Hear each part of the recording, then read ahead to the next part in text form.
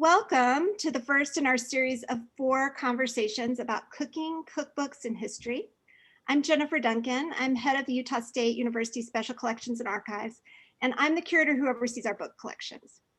So I'm really very excited to begin this series that highlights these collections first, because I absolutely love the cookbook collections, and I've been trying to find a way to highlight them in some kind of more unique way than having somebody just stop in the reading room. And second, because I think this is just going to be a lot of fun. So I want to thank specifically Tammy Proctor and the History Department for sponsoring the series of events and for helping me organize the cooks, because personally, I'm not a very good cook, even though I love food. So I'm going to thank in advance all the cooks who are going to be participating. And thank you to our 2 guests tonight who are willing to kick us off. We've got folks from the History Department, the English Department, and the Art History Department who will be talking with me over the next few months. So first, oops, I'm on the wrong slide. Let's see, Jonah, can you move us back a little bit? Yes, right there, thank you. I want to talk briefly about what is a cookbook and why we collect them here at Utah State. And obviously, to most of us, a cookbook is a collection of recipes. And that means instructions and advice about how to prepare food. But cookbooks and their content have certainly evolved over time. And they're important records that can tell us about the culture and society of the time in which they were produced. Often they can really reveal something about household life, the role of women, attitudes and expectations surrounding health. And I think, as you can see tonight, they can also contribute to our broader understanding of historical economies, historical politics, and mentalities. Increasingly, cookbooks are recognized as significant primary sources that can uncover unique windows on the daily life of a society, or even the broader societal trends of specific times and places. So they're really core to our collecting mission, and they're a great place to start to explore history. The earliest documented examples of cookbooks exist on clay tablets from Sumer. But medieval manuscript examples exist from around the world. One of the earliest examples is a work called The Important Things to Know About Eating and Drinking from 1300 by a cook at the court of Kublai Khan. Like many early cookbooks, this work focuses not only on recipes, in this case, primarily soups, but also on general household advice. Early European manuscripts reference interesting additions of spices, demonstrating early trade relationships or culinary experiences of crusaders. Like other cultural phenomenon, European cooking and cookbooks were also changed by the development of movable type, which allowed recipes to be more broadly distributed across a broader range of social groups. Also, the transmission of gastronomic traditions across borders really diversified diets in Europe. So the cookbook collections here at Utah State are divided into 3 general collections. We've got our folklore collections, which are the middle section there in the image. We've got our Western Americana books, and we've got our art, science, and letters rare book collection, which are down in the right-hand corner. The largest group of these materials by far is in the Alta and Asta Fife folklore collection. And a very prominent folklorist, Jay Anderson, who actually used to be in the history department here, deposited his collection with us, and he had a research interest in foodways. So this collection is primarily comprised of American cookbooks, mostly published in post-war United States, mostly from the 1950s through the 1980s. Those are the ones there in the middle, as I said. We've also attempted to build out our US cookbook collection, primarily focusing on publications from the Western United States. Those are the ones in the upper left corner, you can see a few of them. We're always looking for cookbooks that document Utah, local Cache Valley community, say community cookbooks, that kind of thing. If you can see the image there, you'll see What's Cooking at Zion's Bank and the Romney Family Cookbook. So those are some fun things in our collection. And then down in the bottom right-hand corner, those are our vault cookbooks. And we have this is a small collection of kind of semi-rare and rare books. They're mostly from the 18th and 19th century, primarily English. But you can see a few US titles there. So there's one from a World's Fair. There's the earliest Texas cookbook that is known. But tonight we're going to be hearing from Phebe Jensen, who's the head of the English department, and Tammy Proctor, who's the head of the history department. They both study England from different perspectives, and they have both prepared dishes from our vault British cookbooks. So I am going to hand it over briefly to, no, I'm going to describe Phoebe's book first. Is that correct, guys? I think that's what we decided. Okay, yes. So Phoebe is going to go first. Phoebe is going to be working from a book called The Young Lady's Companion, which was printed in 1734. And this is a book that's printed on handmade paper, and it's bound in contemporary sheepskin. And I want to read you guys the full title, because it's a little overwhelming. And if you're not familiar with 18th century books, you might not be aware that titles can be quite long. The Young Lady's Companion in Cookery and Pastry, Preserving, Pickling, Candy, etc., containing the newest and best recipes for making all sorts of broths, gravy, soups, ragouts, hashes, etc., dressing several sorts of meats, collaring, potting, and making force meats, etc. Also making of cakes, creams, jellies, marmalades, tarts, puddings, pies, pasties, biscuits, custards, etc. Likewise preserving and candying Angelico apples, cherries, currants, figs, gooseberries, grapes, oranges, peaches, nectarines, and violets, roses, cowslips, and other flowers, and the best method of pickling melons, cucumbers, barberries, mushrooms, purslanes, etc. You can see the titles are much more descriptive than current contemporary books. Unlike many cookbooks of this time and the 17th century, this cookbook is truly comprised almost only of recipes for food that you might eat during a meal. That is to say that earlier cookbooks often included recipes for medicinal purposes or recommendations for hygiene and that kind of thing, which Phoebe's going to discuss at more length. Over time, this information was more commonly published in household manuals, and cookbooks became more of a specialty publication, which you'll see in later in the series. I did want to call your attention to this introduction, which you'll see over to the right, that describes the origin of this publication. It says, the following receipts were collected by a gentlewoman who formerly kept a boarding school. Her often being importuned by her friends for copies of them has occasioned their being published, thereby to oblige her friends at an easy expense to save herself much trouble. We hope they'll prove acceptable to the public, being most useful receipts in cooking, cookery, pastry, preserving, pickling, and candying, which are at present used laid down in an easy, familiar way. As far as I can tell, this is the first and only edition of this work, which is held at only 6 other United States libraries and at the British Library. So Phoebe has prepared for us a very good cake, which I was lucky enough to be able to taste a couple of weeks ago. And we're going to hear from her now. Thank you so much, Jennifer. So since I'm speaking about the earliest book in our series, I'm going to be talking about the development of the cookbook in England, many of the things Jennifer just introduced. So The Young Lady's Companion, 1734, the oldest cookbook in our collection is 1710. That's actually a very early survival because the cookbook in its sort of recognizably modern form doesn't really take off until the late 17th century, so late 1600s. There are certainly cookbooks published before then, and there are, as Jennifer said, recipes in manuscript and print going back to the medieval period. But the cookbook as a collection of just recipes for food with clear directions on how to cook everything is really a product of the late 1600s. So there's several reasons for this timing. The first is that in the earlier period, food preparation was much more directly connected with medical treatment and the preservation of health. So in earlier cookery books, recipes for food would appear alongside recipes for, say, dressing a wound or concocting a tonic to treat a headache or to treat a stomach ache or strengthen a weak heart. And you can see that connection in the title page and sample from an earlier cookery book that's published in 1588, which is on the next slide. It's called The Widow's Treasure. The title page is there on the left.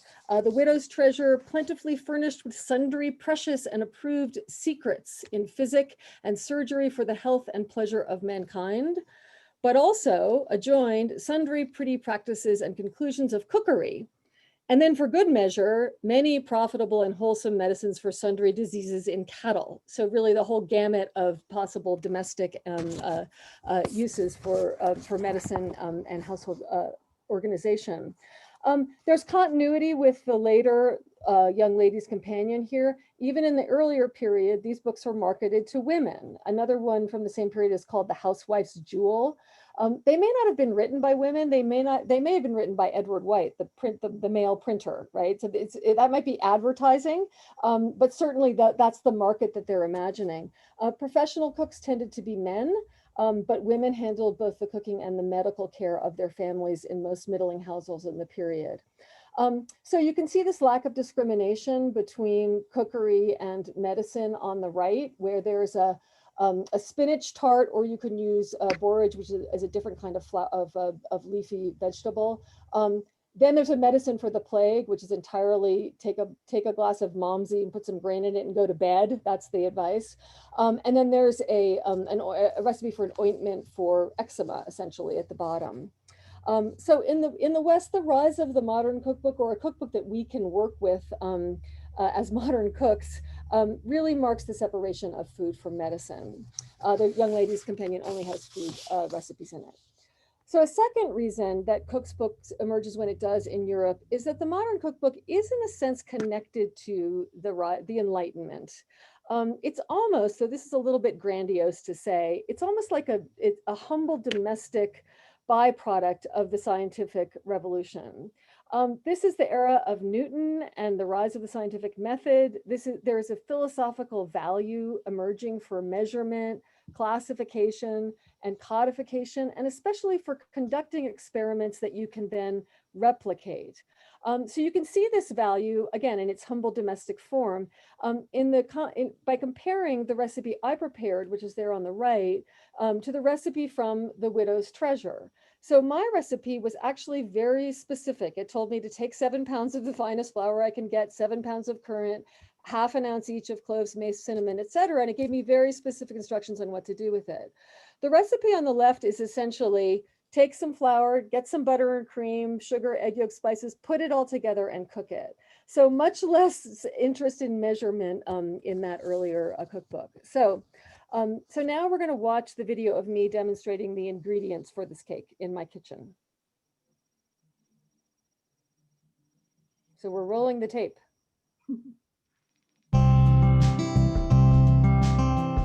Okay, so here are the ingredients for a very good cake. It's also a very easy cake once you assemble the ingredients, which can take a little time in Cache Valley in the 21st century, though some of them are pretty familiar. So first ingredient is flour. I've got this recipe down. The original recipe called for 7 pounds of flour. So I'm using ½ a pound of flour, which is about 2 cups, and everything else is cut down proportionally. To 2 cups of flour is about 1/3 of a cup of sugar. It's a relatively low ratio of sugar to flour compared to modern recipes because the cake's mostly sweetened with dried fruit. Next recipe is currants. It's also ½ a pound of currants. In addition, dates and raisins. The cake is pretty highly spiced, like many cakes and also savory dishes in medieval and early modern England. This cake has nutmeg, cloves, cinnamon, and mace. And in addition, it also has ground caraway seeds and coriander. Here's the milk with the butter, which I plan to melt in the microwave instead of over an open fire. This was the most complicated recipe, part of the recipe. The recipe called for a quartern of ale yeast as the leavening ingredient. Ale yeast is the scum that's created in the process of making ale, and it's what was used for leavening in the medieval period and Shakespeare's period, and apparently up into the 18th century. So I didn't have any ale yeast, so I'm just using good old Fleischmann's rapid rise yeast that I'm going to proof in some water. Then there are some other flavorings, brandy, sack, which is a fortified wine from the Canary Islands, only it's not really sack, it's just white wine. And then this is the most exotic ingredient. I made some rose water. This is a ubiquitous ingredient in early modern recipes. It's also dead easy. You just boil some rose petals until they lose their color, and it's very, very pretty, as you can see. And then finally, after the rise, you add 2 eggs and some preserved lemons and oranges.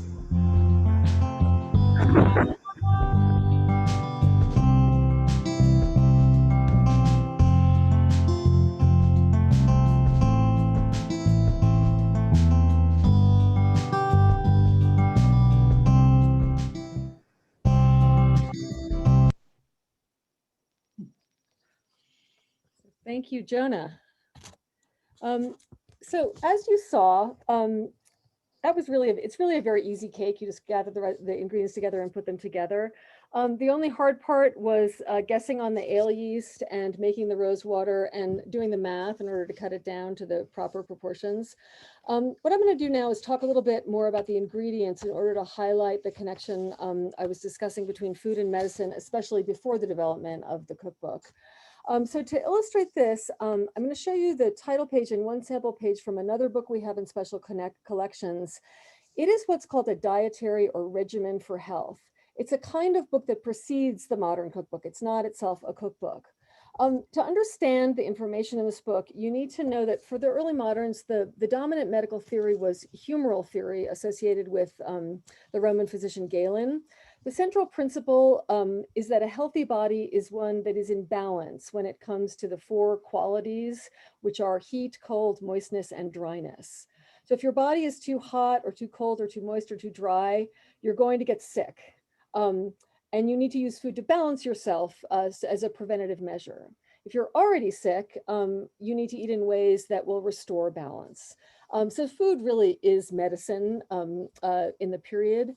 And if you look at this book, you can see, well, on the left, you see this intriguing printer's mark with the barrel.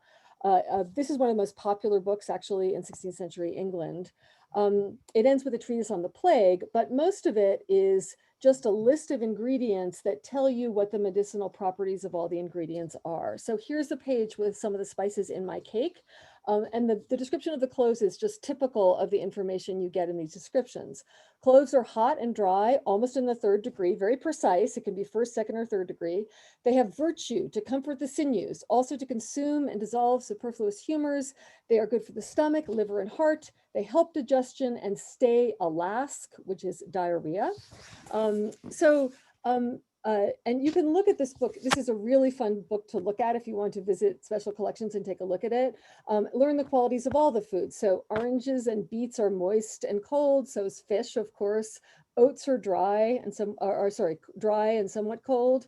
Beef is hot.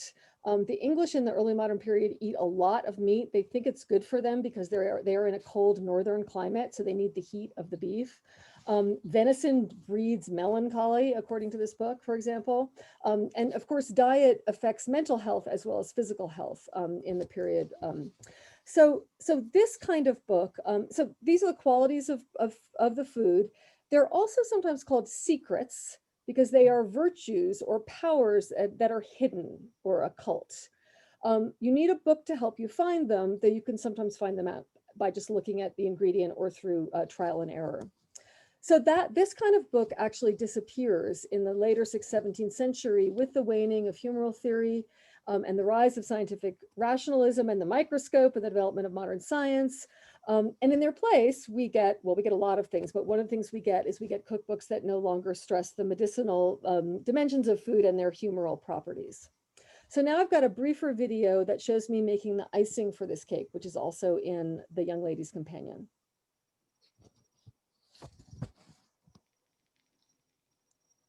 Technical difficulties.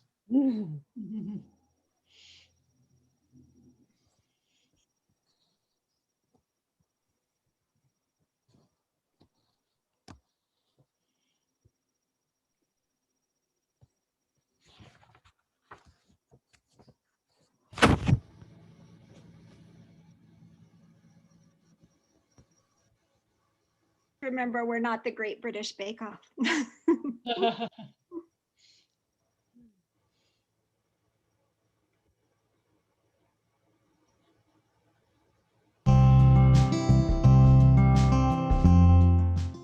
So the recipe calls for the cake to be iced, although you could actually simply just sprinkle some powdered sugar on it if you prefer.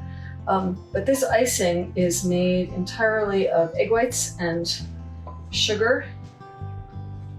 And I'm just gonna kind of pour it on the cake and spread it around and then put it back in the oven just for 5 minutes, up to 5 minutes, so that it hardens.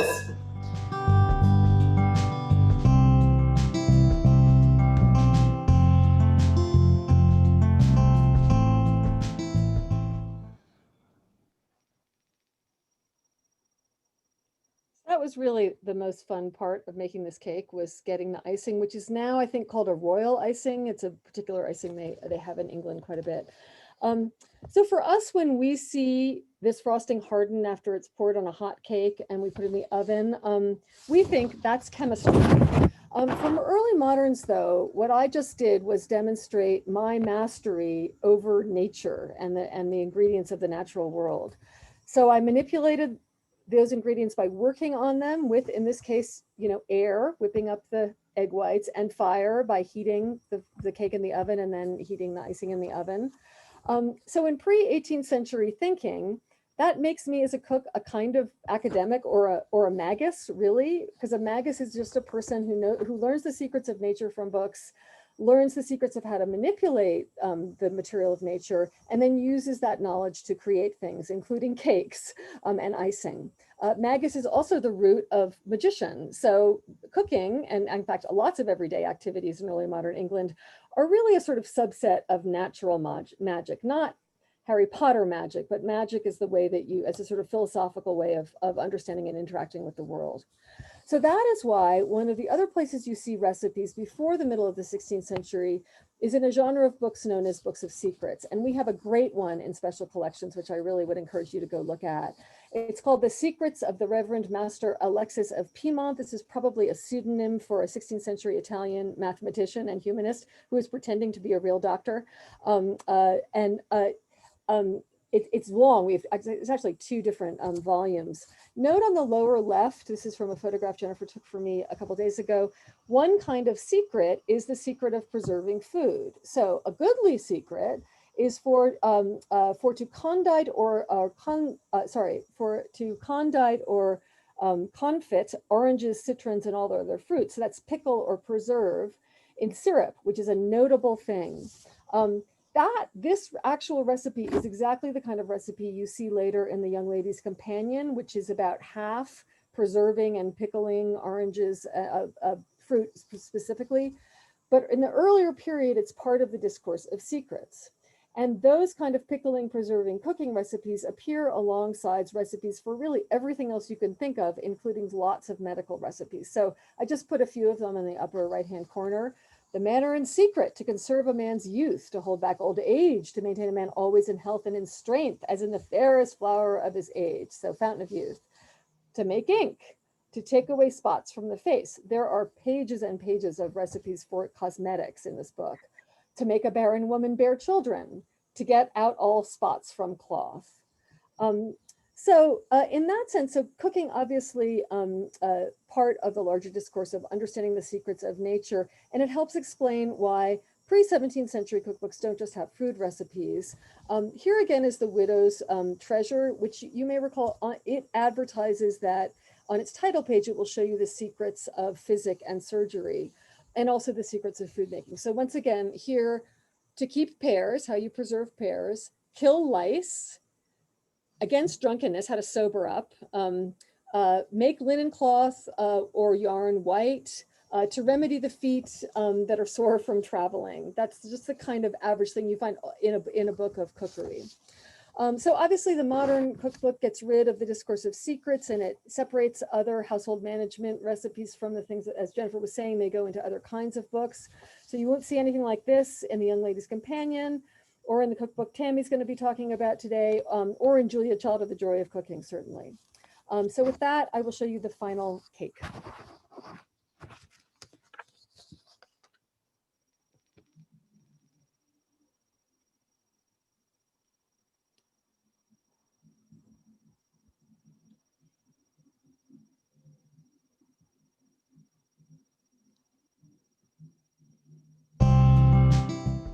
Okay, so here is the finished cake. So the icing that I poured over made this nice, like hard kind of carapace over it, which feels very preservative in a time before refrigeration.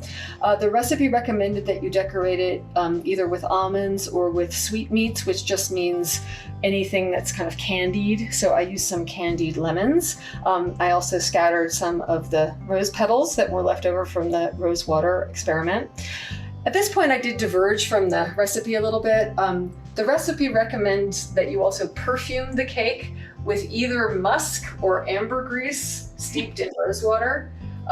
Musk is a secretion of the musk deer, and ambergris, as any fan of Moby Dick knows, is a secretion of the bile duct of the sperm whale. They're both sort of primary ingredients in perfume for many centuries. So I skipped that, didn't have any ambergris around, also not very appealing, and just went right for the decoration.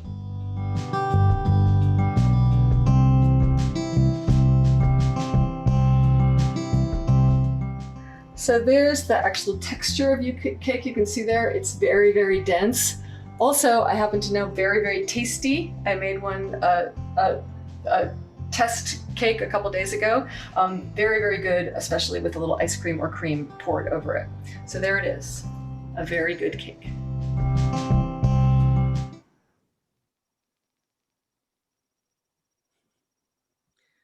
Thanks for the finale, Jenna. That was a nice touch.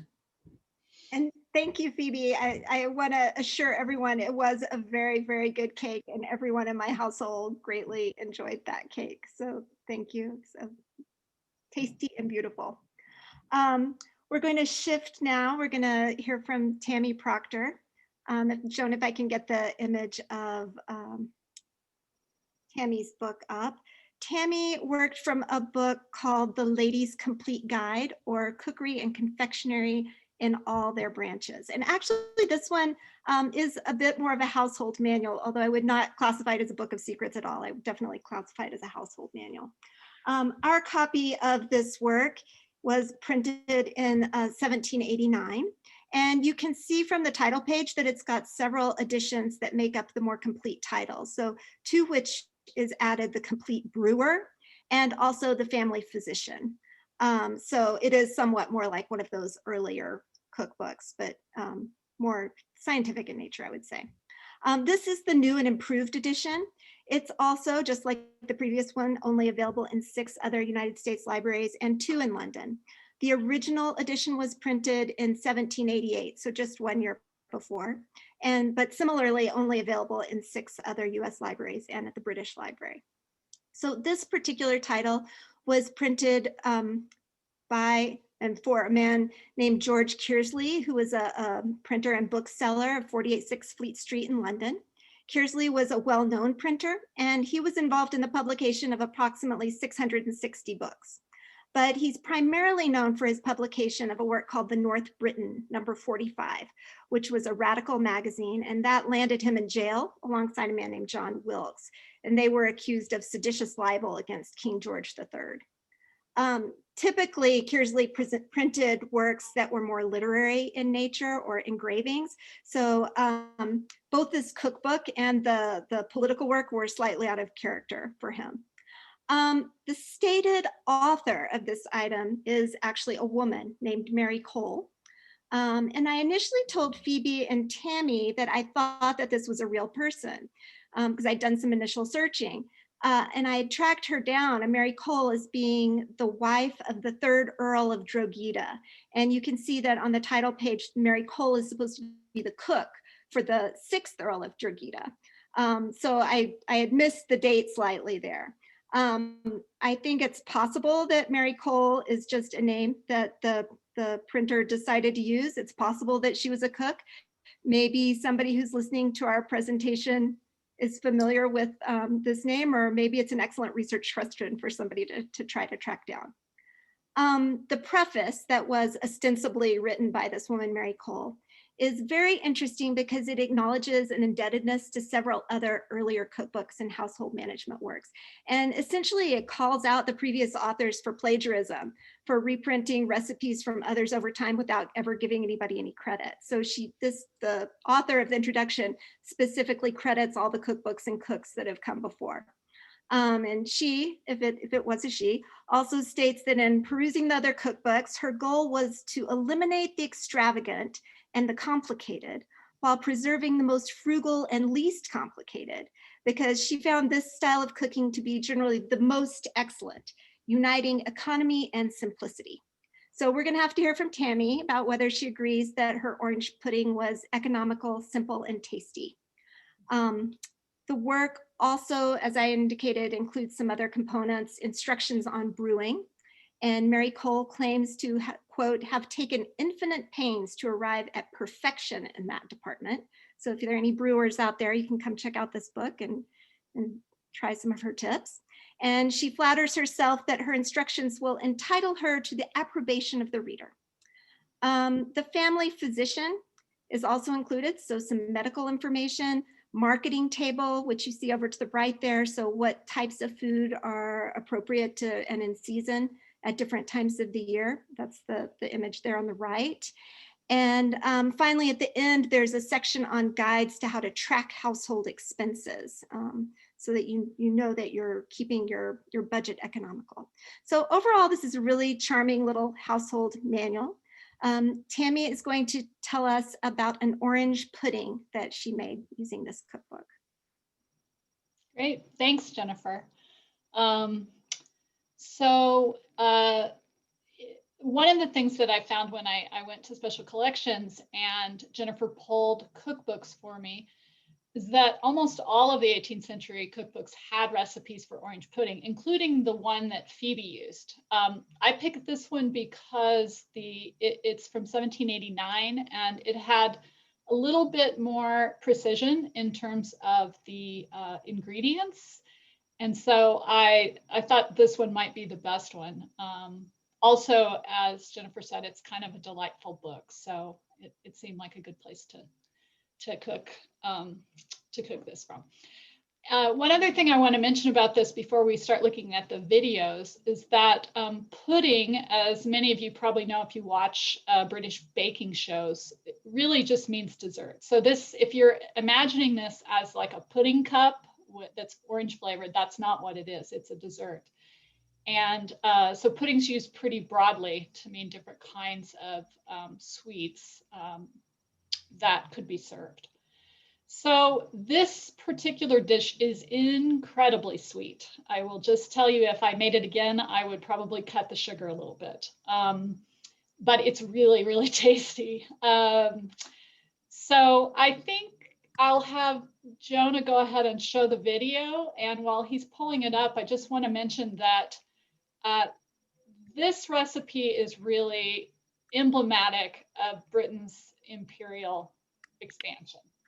And I'll talk about it a little bit after we see the video, the first video of the ingredients. But yeah, if Phoebe's kind of looks backwards a little, this one's definitely looking forward to what's happening in the empire.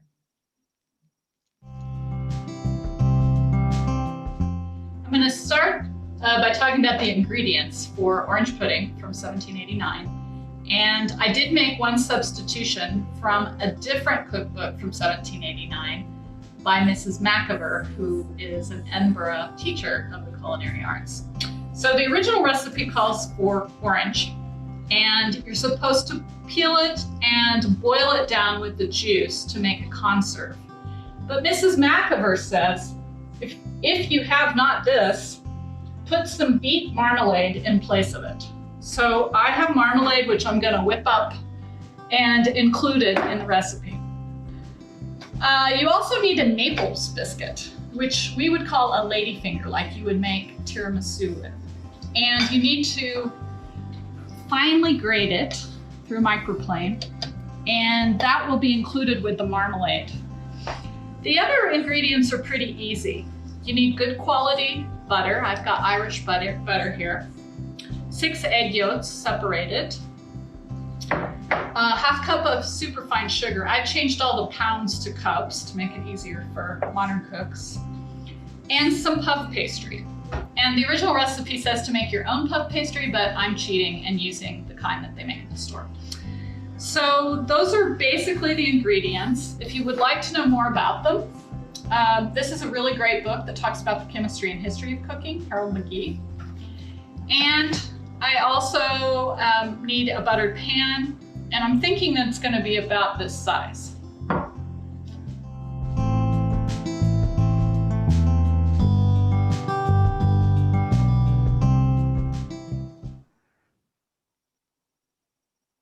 Great, thank you. So as Jonah's pulling up the slide, I should just say that those recipes, the modern versions of them, will be on our library guide that Jennifer's putting together, and we'll tell you about that at the end. So you can go back and cook these yourself if you'd like. So yeah, if you can go to the next slide, Jonah. I mentioned that this is really about empire, and I think that most of the desserts that you start to see by the late 18th and early 19th century are fueled by Britain's sweet tooth, which is absolutely built on the backs of slaves, particularly in the Caribbean, in the sugar islands of the Caribbean. And sugar was big business for British slave owners. It was also an incredibly, not only labor-intensive process, but sugar cane that could be made stable to come to Europe on ships had to be processed in kind of an industrial process. So many people think of sugar production as being kind of an early industrial process. And I think that these little charts give you a sense. I've highlighted two things here. You can see the increase in sugar imports. So if you think about Phoebe's cookbook, which is 1734, and you look at the hundredweight of sugar imports into Britain, and then look just a few decades later, by the time you get almost up to where my cookbook is, you can see the just explosion, not only in imports into Britain, but in consumption of sugar. So whereas in the 17th century, sugar would have been really difficult to get in Britain, not a lot of households would have had it, it's in tea, it's in desserts by the late 18th century, and certainly by the 19th century. And actually, if you were to continue this on up, you can see down at the bottom, sugar consumption, what happens to it in the 19th century. It's really kind of astonishing. But also it's important to match it up too with the volume of the Atlantic slave trade, because here you've got also an explosion in slaves being shipped into the Caribbean in the period of the 18th century. And so, I hate to ruin the dish for you, but as you eat it, I think it's important to remember just what industrialization and empire are doing to British diets in this period, and how much that's built on slavery. One other thing I'll just mention, the British diet had relied pretty heavily on dairy products and meats. Honey was used as a sweetener. They don't have sugar beet produced sugar until the 19th century. And so this does really kind of revolutionize the diet a bit. You see the creation of many more sweet foods, biscuits, cakes, than what you saw in the past. I think with that, why don't we go ahead and show the next video, Jonah? And then I'll talk a little more about the ingredients.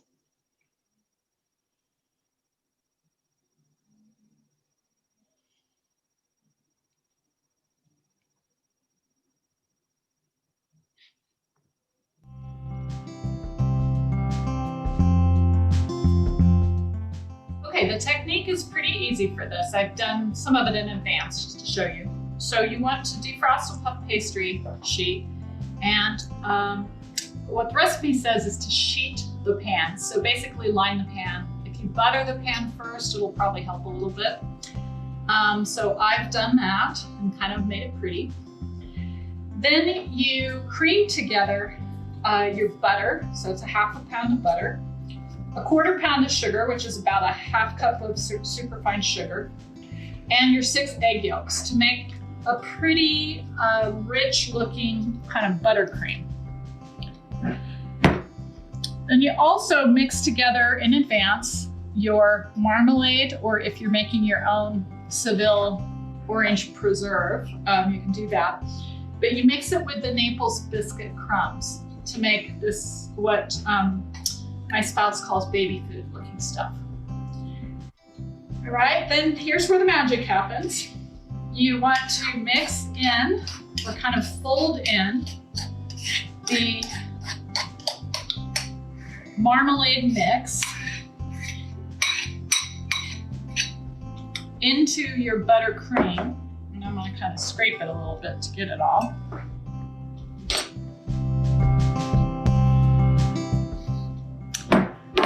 And just, you don't have to be incredibly gentle with it, but you're basically just kind of mixing it until it looks like you've got the orange infusing the buttercream. If you've made curd before, lemon curd, it's a little bit like that. And then the last step is just to mix your cream here so it looks good, and add it to your pan. Smooth it till it looks pretty, and bake it for about a half an hour in what's called a gentle oven, which I'm calling 350. So I'll be back with the final product.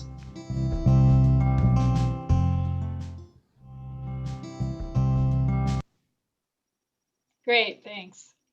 So you may notice my kitchen's not as clean as Phoebe's. We were discussing this earlier. So I'm setting the bar for others who follow me as cooks. You don't have to have an entirely spotless kitchen like she did. Can you go to the next slide, Jonah, when you get a chance? So I wanted to talk a little bit about the ingredients because in addition to the sort of overseas colonies and the exploitation of labor that's taking place in the Caribbean and other places, there's also an expansion of the British Navy into the Mediterranean and into other places in the 18th century. And one of the staples of the British naval diet by the late 18th century was actually biscuit, different kinds of biscuit, not pretty tasty ones like Naples biscuits, but they were kind of ubiquitous in ports. And so biscuits become more common in the late 18th, early 19th centuries, and they would have been made mostly by home cooks at this point. So there were lots of biscuit recipes in the 18th century cookbooks that we looked at from 1789. There's some debate about where Naples biscuits come from. And I've put the title of a book up here. This actually just was published in October, so it's new. The Biscuit, The History of a Very British Indulgence. And Lizzie Collingham says that probably the original Naples biscuits that came into Britain probably had heavy spicing, kind of like Phoebe's cake did. So lots of cloves, lots of other kinds of spices. But by the time my cookbook is published, and by the 18th century, they seem to have evolved into something like a ladyfinger. And they're in a lot of recipes. So for whatever reason, you grate Naples biscuits into many of these cake and pudding recipes. There's also debate about whether Naples biscuits are from France or Italy, but I will leave that because, you know, you could get into some serious debate about such things. The shape is important for these. So I imagine most of you have seen ladyfingers before, or at least you've seen them maybe in a tiramisu. They're long and thin. And a lot of biscuits in this period were shaped like that because they were made kind of hard and they were made to be dunked.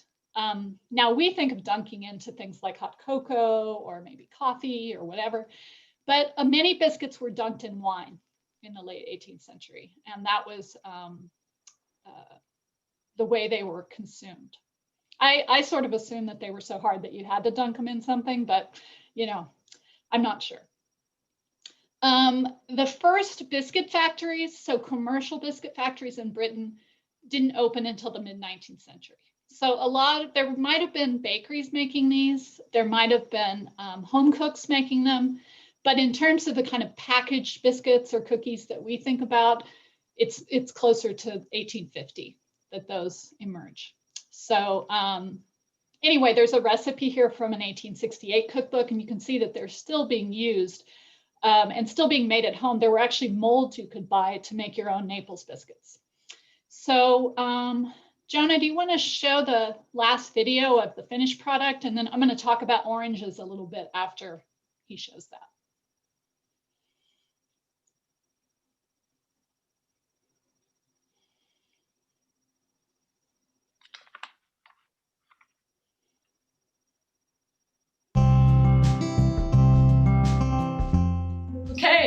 have the finished product, and you can have a look at the surface of it to see what it looks like.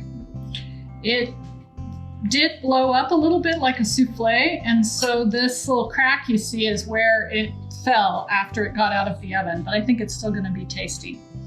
I ended up leaving it in the oven for about 40 minutes rather than 30, just to get it a little bit browner on top and a little bit more firm. But it looks like it cooked up pretty nicely, so I'm going to cut into it and show you what it looks like.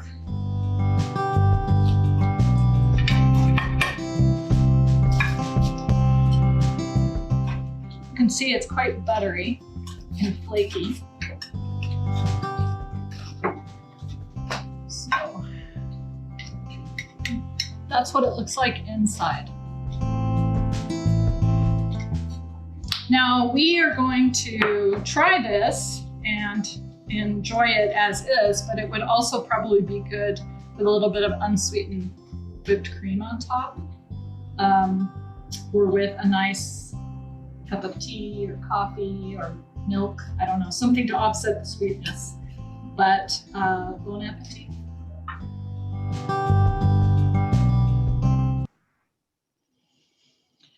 So did I mention it was extremely sweet? I think I might have mentioned that.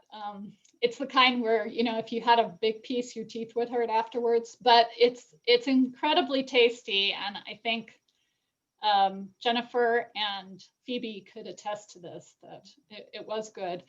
And I would describe it, I actually found kind of a modern looking recipe, sort of akin to this orange pudding that Martha Stewart published. And it was made with, like a lemon curd. So it's a little bit like a custard tart or like a sweet lemon meringue pie, kind of without the meringue. But last thing I wanted to do was just talk about the oranges, because we don't really get Seville oranges here very easily. If you've never had one, they're really bitter and they have a lot of seeds. You can't even see it here, but sometimes one orange will have 20 seeds in it. And so there's some debate about why orange marmalade became popular in Britain, but one theory is that shipments of these came to ports with the British Navy and with merchant ships. And households didn't know how to eat them because they're so bitter you can't just eat them fresh. You have to do something with them. And so they had been making jams for a long time out of quince. And so orange marmalade was probably using a kind of quince jam recipe to make these oranges usable. Just in terms of background for people who are interested in food history, these oranges originated in Southeast Asia and China. So they have a global history as well of trade and empire. Last thing I wanted to say, just to finish up, is that I did find this in a 1932 cookbook, still being made almost identically to the 1789 recipe. It was marked as Mrs. Mayo's recipe from a town in Hertfordshire, and it was given to the cookbook author by one of her descendants. So I think it is fair to say too that even if the cookbooks aren't being passed down, many of the recipes are, probably in a handwritten way. And so you see versions of this still in the 20th century in some of the cooking culture in Britain, which I don't know, I think is kind of fun. So I think we'd like to save some time for Q&A. Jonah, do you want to let us know? If you have a question, you can just put it in the chat and Jonah's going to be feeding those questions to us. But we'd love to hear comments, questions, or if you've cooked anything like this before, let us know. Yeah, so you should see in your chat function, you can only send chats to me. So go ahead and type them out, and as they come in, I will direct them to the appropriate recipient, and we'll go until there are no more questions or until we're out of time, whichever comes first. And while we're waiting for questions, I should just thank Jonah. He did all the production of the videos and has been running the show behind the scenes. So we appreciate the work he's doing. And I'll also say, I did have a direct question while you guys were presenting. Somebody asked where they could get the recipes. And as Tammy mentioned, I'm building a LibGuide. We will be putting this video there. We'll be mounting the video along with the images, the PowerPoints, and the modern recipes. So those will probably all be available by tomorrow. They'll be linked from the Special Collections website, and I'm sure Tammy would put them up on the History Department website too with the materials advertising this series. Mm-hmm. And they'll be on our YouTube channel too. So the History Department has a YouTube channel that's got some videos we did last year, and this will be a playlist of all 4 of the Eating the Past events. So you can check that out if you'd like. Okay, we got some questions coming in. The first of which is from the one, the only Dan McInerney. This is for Phoebe. Phoebe, your recipe called for 7 pounds of flour. How large a group of diners were expected? I can't even imagine. I mean, the size of a small horse. I mean, in the advertisement, it says that these recipes were for a woman who had run a boarding school, which gives a little credibility to that claim. I'm very suspicious of advertisements. I always think they're probably, fictional, but yeah, I don't know. And the interesting thing was 7 pounds of flour and 7 pounds of currants. So yeah, I don't know. At 1/14, it was still a size, good size cake. So I don't think I've ever seen a cake pan that big. I don't know. Well, they didn't really use. I'm not sure they had pans. They talked about they talked about hoops. So I think they're not. I don't really know much about this, but I don't think they really have the same kind of pans that we have. I know they don't in the 16th century, and that's one reason that they cook almost everything by encasing it in this kind of inedible pastry shell. So if you want to cook a leg of lamb, they would often make this pastry shell, which must have been a little bit more like paper mache than actual pastry. And then you would cook it in that pastry shell, but then you would throw away the shell and just eat the lamb. So I'm not sure about the history of pans, but you're right. 7, that big a cake, hard to know. Your cake looks so much like a British wedding cake today, though, Phoebe, With because the hard frosting. they're fruit filled often, and Yeah. they're filled with liquor so that they can sit on the counter for Right. 3 months. Like, Yep. remember being served cake that was 6 weeks old that had just been sitting on the counter and it was fine. And aren't those often, don't they take weeks to make because you have to feed them with the liquor, or is that a different kind of? The Christmas puddings are like that. I don't. That's what I may be confusing with that. The wedding cakes, but anyway. Okay, the next question I think is just probably for Jennifer. It's a general question. This is from Karen. She says, fantastic. Thank you so much. Will the recipes be available somewhere for us to try them? Yes, they will be on the LibGuide. And in fact, Special Collections is open for appointments. So if anyone wants to make an appointment, even now in pandemic times, you're welcome to come in and use the cookbooks yourself and adapt. So the LibGuide should be up, I would say, by noon tomorrow. If Jonah, well, as soon as Jonah has the video processed. I don't know how long it'll take to process the video.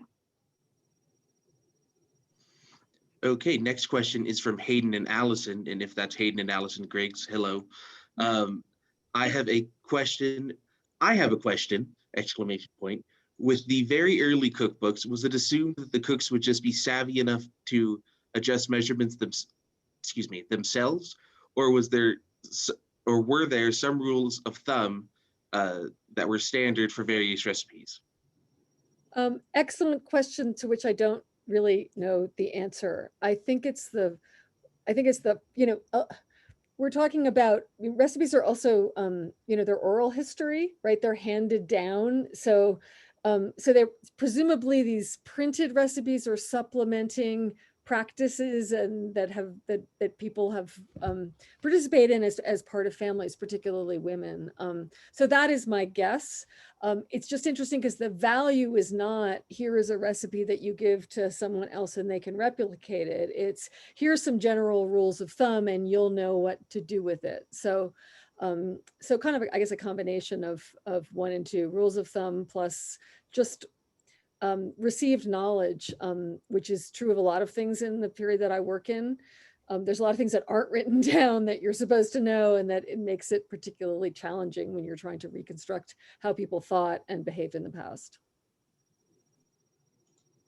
I would say that even some of our, early 20th century cookbooks still persist with that, not giving complete instructions. And I don't know if any of you have ever tried to get a recipe out of your grandmother. Right. That's the good example. That. Yeah. Anyone else want to chime into that? Or are we ready to move on? Okay, the next one is from, just want to make sure I didn't miss anyone. Yes, the next one is from Laura Gelfand. Phoebe, your cake was really close to what we would think of as a fruit cake. Do you have any idea if there's a relationship between the two? Also, why did they use so many spices? Is it about health or covering up rot?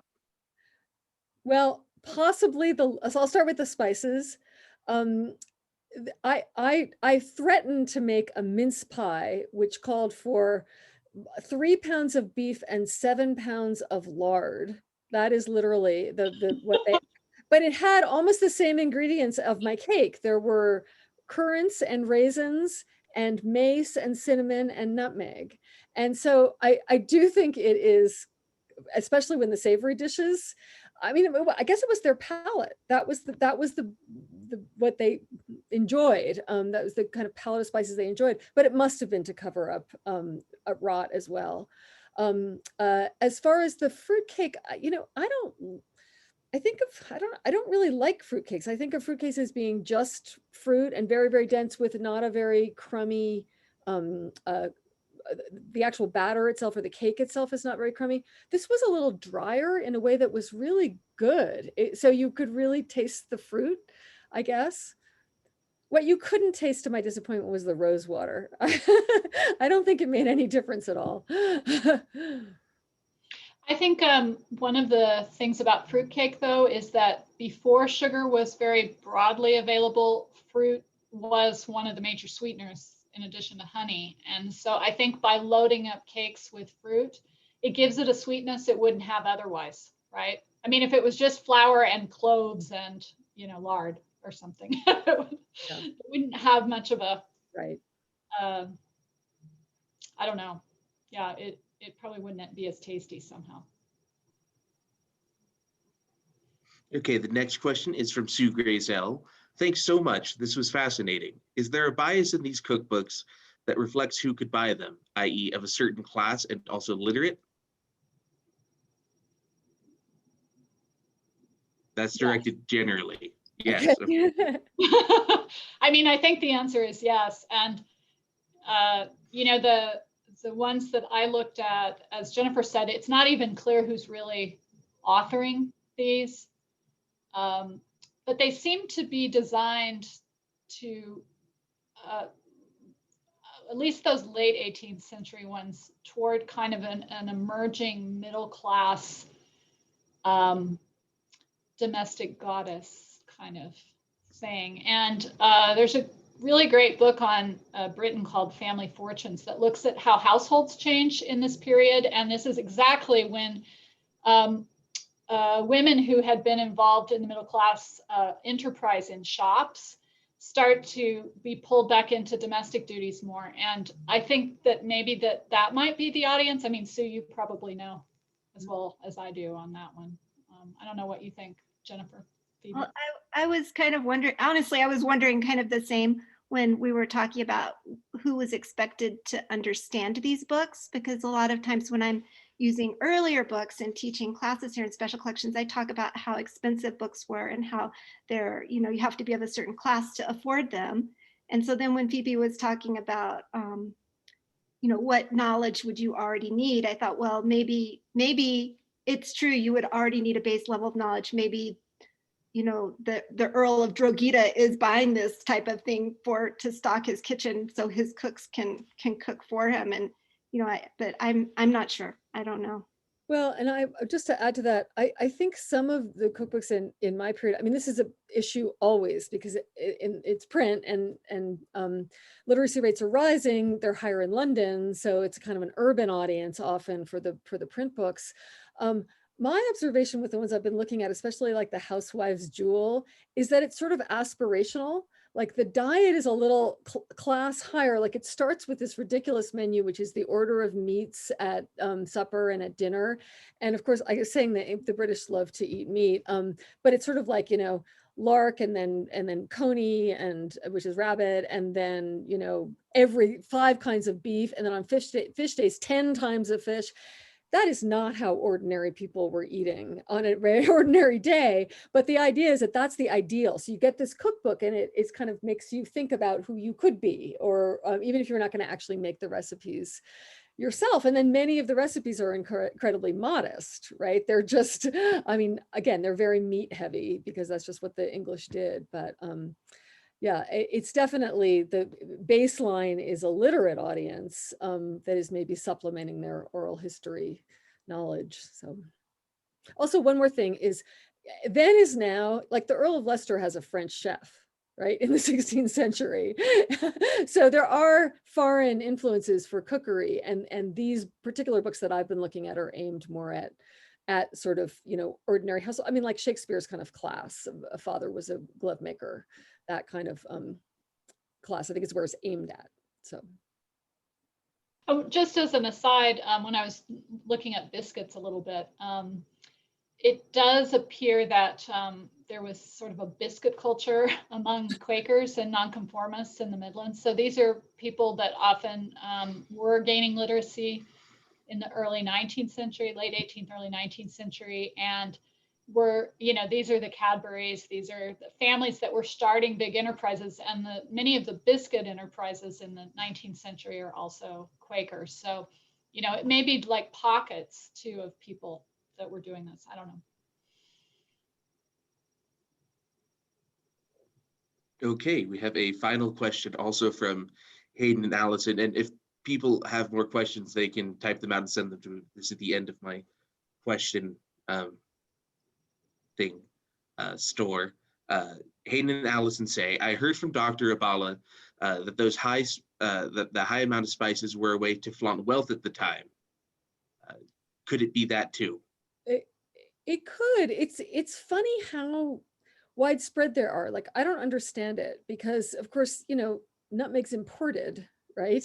And the same thing with sugar, as Tammy's pointing out.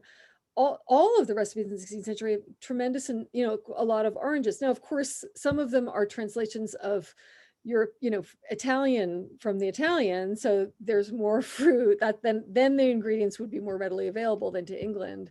So it's a really, really good question. But even in even in Shakespeare's plays, these are the ingredients that come up over and over again. So my guess is that they're out of reach for a lot of people. But that is sort of it's a value of the culture to spend the money to get your at Christmas or during the sheep shearing, you spend the money to get your nutmegs and your sugar and the other things that will make your feast particularly fun. So, but I think you're right. I think the status is certainly part of affording those ingredients.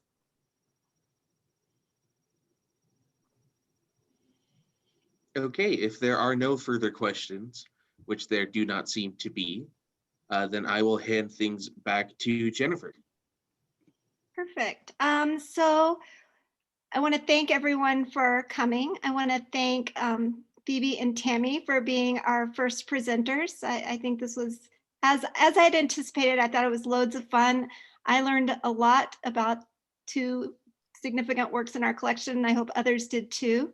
As I mentioned at the beginning, this is a series of 4 events. Coming up on February 16th, we will be talking about 19th century Mexican and Jewish cuisine with Jamie Sanders and Eliza Rosenberg. I've just started working with the 2 of them on their recipes. In March, we will have Sue Grazel and Laura Gelfand, who are in our audience this evening, moving from wartime rationing to Julia Child, so very different parts of the spectrum. And then in April, we're going to have mayonnaise desserts to farm to table recipes with Jeannie Sir and Victoria Grieve. So I think all of these are going to be loads of fun. I know the cookbooks that everyone is